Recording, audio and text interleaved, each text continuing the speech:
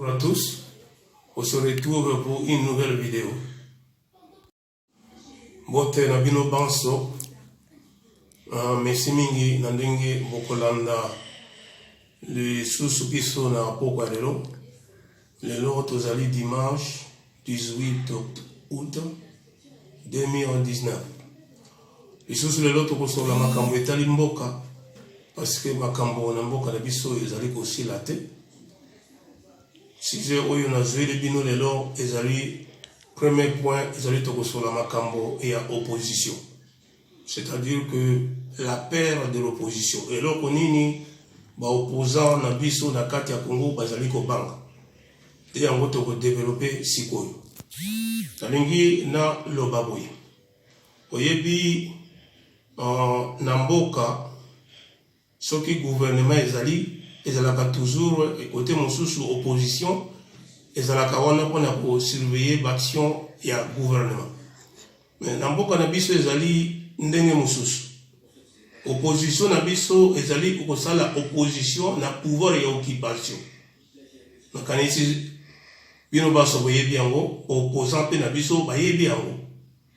Alors soki bazalaki vraiment bato ya maele bakokaki kosala eloko wana te parce que comment bokoki kosala opposition dans un pays occupé et puis bino boza kosala opposition na bato ya occupation.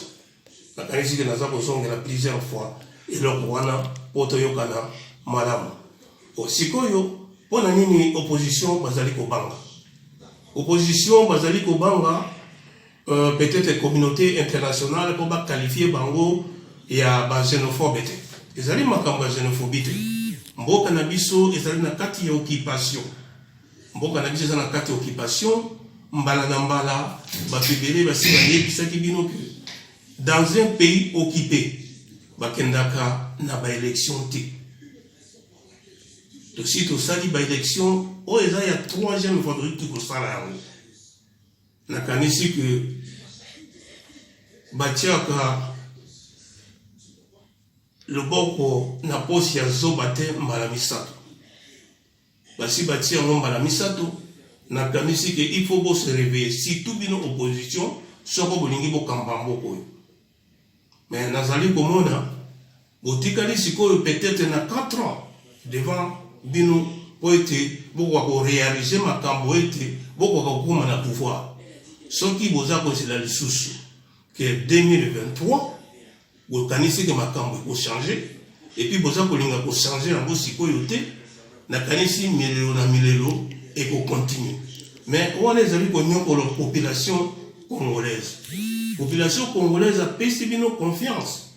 Mais na yebite et loko nini yango za ko bangi sabino et loko nini yango ezali ko bloquer bino on ne sait pas. Tala mokili mobimba baza ko seka biso et longo na bino pe ba opposa. Mais esa le makandengo wana ti. Esa le makandengo wana ti. Bino boza wana po ete boko ko kamba population wana bomema bango na place oyo elongo bani po ete population wana e kwa kozwa eloko ya kolia musala ya kosala po ete bakoka ko bokola mabota na bango. Mais sikoyo toza komona rien.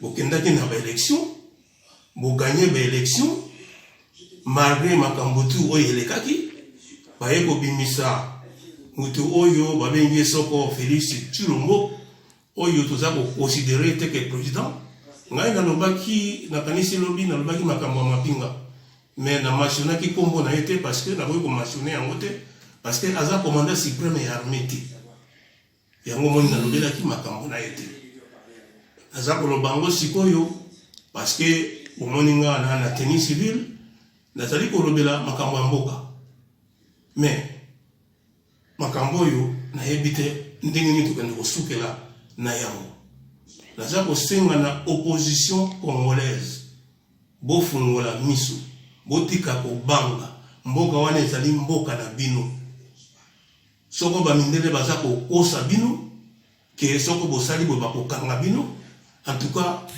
bazane ko kosa bino mutako kanga mutu azate toza komona na bamboka ebele awa même na ba pays européens biso to fandi awa soki mutu moko kaka kufi tala mokili mobimba bazali kolobela.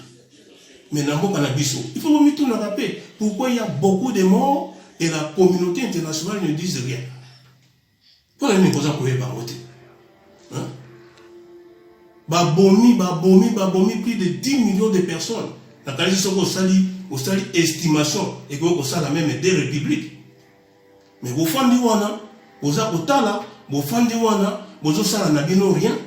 Bapaya o bazawana ole bo benga bango na kombo ke baza bapaya bino boza ko benga bango bande ko na bino uko bibana makambo wana ndengeni tango boza ko sala même ba réunion na bino ya opposition boza ko zwape bato yo baza bapaya boza ko kotisa bango parce que boza ko banga communauté internationale et le batek boza ba ser fort. En tout cas mes frères de l'opposition bokeba sinon boko sila na bino kaka ndenge wana et puis ko kenda ndenge wana. Dans le monde de ça, comme on est là, comme en 2003, bino banso pour comment battre ya Kabili. Et puis c'est ce que l'on a besoin pour l'ingaya mais biso peuple congolais, tout le monde dit ma bilo pour wanate. Bon, on a le basiko malade oyo ezali na kati ya Congo. Malade nini ezali na kati ya mboka na biso. Parce que mutu tout oyo akenda kana hôpital, liboso ba soigner, ba sala kana no diagnostic ya maladie oyo azana. Mais opposition oyo ezali na kati ya Congo baza ko comprendre te maladie ni Congo azana yango bato banso na mokili mobimba bayebi ke notre pays est occupé par les Rwandais. Eza makambo ya kobanga te, eza makambo ya koyoka soni te, biso toza na problème na ba Rwandais te, mais nous avons des problèmes avec le gouvernement rwandais. Depuis bayaka kobenga na Mobutu Afder, où tu pour libérer Zaïre. Est-ce que Zaïre était occupé pour être libérer Zaïre? Zaïre n'était pas occupé. Rébellion Moko et Salakate Nakati Congo. Mobutu, il a défendu son pouvoir. Mais le coup, les Simba quitté, Mobutu, Wabengana Kinaï. Mais libération Oyo, Batoya Afder Balobaki, Bayaki pour libérer Zaïre. Libération Oyo. Et puis nous vous posez la question. Où est cette libération? Libération des Arabes. Les Sikoto Koti Sikoyo, na occupation, na colonisation, comment un pays africain est quoi pour coloniser un autre pays africain. Et puis quel pays? Le Rwanda. Un pays de 7 millions d'habitants. Et là, vous colonisez un pays de 90 millions. Mais il faut pas vous arrêter. Ça, c'est quoi ça? Ça fait honte. Ça fait honte. Et ça fait honte que Naza Congolais. Mais pourquoi je suis né Congolais? C'est la honte. Ce que nous voyons par la sonité, parce que vous avez Boutou, ce que vous avez na bina osala, na batuana pour que vous osala na bango. Mais Nambalo, Yonamoni, Makambouane, vous simbate. Tana bilo ko chiro mwasa osala. Tana bilo akenda Tanzanie, akenda osala discours moko bido, azako benga communauté soko ya état de l'Afrique australe baya ko soutenir baye pour abo ko silisa ba liberio o ezali na kati ya mboka na biso ke liberio et puis ça ko benga bango baza ba terroriste. Est-ce que ce sont des terroristes? Vous avez compris que Chilombo il n'a rien à la tête. Bon, ce n'est pas Togo condamné et t'as dit pouvoir et pesa qui est à pesa azako yekola ndingi na ko sala pe ko sala et loko moko te. Mais ya zako senga ba militaire ya Afrique australe ba ya ko aider. Mais ba militaire ya oni baza wana ça fait plus de 20 ans. Pour nani baza ko aussi ça problème wana te.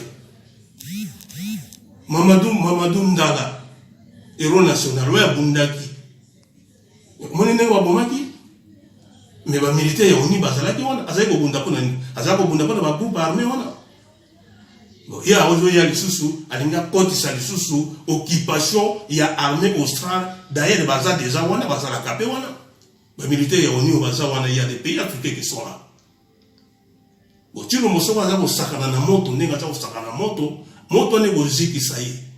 Nous allons les combattre. Jusqu'à ce que Toko Bengananaye. Ce qu'on dit une opposition, vous allez nous de l'autre côté, nous, la population, nous allons prendre les autres amis. Parce que tu peux dire que la population est là pour souffrir de nous. Et puis ce problème est que vous avez bien Mobutu mais Mobutu a beaucoup Mamboka Mobutu c'est un dictateur, Mobutu Moutabe Pisaki Mboka. Vous voyez qu'il y a des gens qui sont libérateurs. Au moins, il y a des gens qui et ça soni na makambo yo eza kolega pe bokoka koloba yango te tuza kosenga na bino opposition congolaise bofungola miso parce que etikali lisusu mosika te na yebi ke boza na 4 ans devant vous soko bokosa l'erreur na 2023 et kolega na ndenge za kolega sikoyo bokotikala ka koloba oh voilà bayibi biso pouvoir o basali biso ceci. Nakanisi côté wana toyokani et biso toza kobunda po ete tokwa ko libérer mboka na biso. Bon, concernant makambo ya ba militaire ya ONU, nakanisi que soki ONU ezwi mokano to décision po ete ya ko aider mboka moko eza na kati ya problème, nakanisi ba yaka po ete ba kosisa problème wana. Comment depuis 20 ans ou 21 ans que MONUSCO aza na mboka wana aza kokoka aussi sa problème wana. C'est-à-dire qu'il y a un complot international. Donc MONUSCO aza wana pour na complot wana oyo ba salaki yango par tous les pays occidentaux pour être ba occuper Congo à travers moi petits pays comme le Rwanda, l'Ouganda et le Burundi. Mais voyez que pour protéger la population. On tue chaque jour à Beni, Butembo, à Goma. Et les militaires de l'ONU sont là. Baza ko sala et l'autre comme côté. Ba kota kutu ba koma ba businessman. Musala ba ko yiba ba minéré ko ba kende ko sarisi na bamboka na bango. Mais ça ne m'a pas nous allons prendre les choses en main. Et puis, tout ça, vous voyez, c'est la communauté internationale. Biso, tout ça, ba Congolais. Ba richesse, ils ont un bon cannabis, ils ont un biso. Sans que nous voulons négocier, vous voyez, qu'on négocie dans ba Congolais. Il ne faut pas négocier avec les Rwandais, il ne faut pas négocier avec les Ougandais, il ne faut pas négocier avec les Burundais. Vous avez bango, vous avez bango na pouvoir na bon cannabis. Vous m'en avez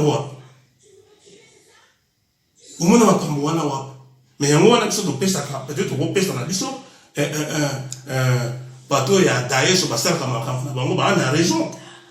Parce que vous voulez coloniser et vous voulez diviser et pour régner. Congo, ils allaient donc en Zambé à Pesagibiso. To Sengaki, Nzambé pour Pesagibiso Congo. C'est Dieu qui nous a donné ce pays. Mais il faut bien nous faire ça. Il faut bien nous faire ça dans le thème que bateau a besoin de vivre. Regardez comment la population congolaise vit. Aussi, on a un boca très riche et la population trop pauvre. Vous avez vu ça? C'est quelle politique que vous avez au Salango? Bamboka na bino eza bien, mais le Congo, vous partez seulement piller et vous partez. Vous devez aller l'autre côté. La canisse, nous allons prendre conscience et puis toujours déjà conscience. Nous allons vous combattre, que ce soit la communauté internationale, que ce soit ceux qui sont au pouvoir à Kinshasa, que ce soit pour aider, nous allons vous combattre. Il faut voir la Congo. Parce que, dans le Congo, le Congo est là pour ça le matin, il y a un peuple humilié, c'est un peuple poussé à la révolte. Nous sommes déjà révoltés. Beaucoup de monde a action. Après ça, vous le terrorisme et côté na Congo. Vous avez le terrorisme na Congo. Et en Wana Chilombo avec le Bango na Tanzanie. Donc ici, on continue toujours pour le Makambo à Congo. Et ça, pour pester la vie passé. Tout le monde a un boka, il y a Bapaya Awa. Tout ça, pour le monde a un dingue pour Sala. Parce qu'on a un boka na Bangote. Awa, ce que l'on est salé. Ce que le gouvernement a dit, comment il y a dit, tout le monde, population, et bimi, et réclamé le gouvernement à son avancement, et puis à régler le problème là-bas. Et pas n'a biso, ce que babimi n'est pas qu'il n'est pas bon là-bas. Et puis la communauté et les droits de l'homme sont là, basés au sein là-bas, et l'autre côté. Donc, nous avons au sein de la Congolais, Banso, oyo baza kobunda lokola biso tobunda na kati ya bareseau sociaux tokontinue bitumba nakanisi tokolonga bitumba wana matondo natiki bino kokwelama merci.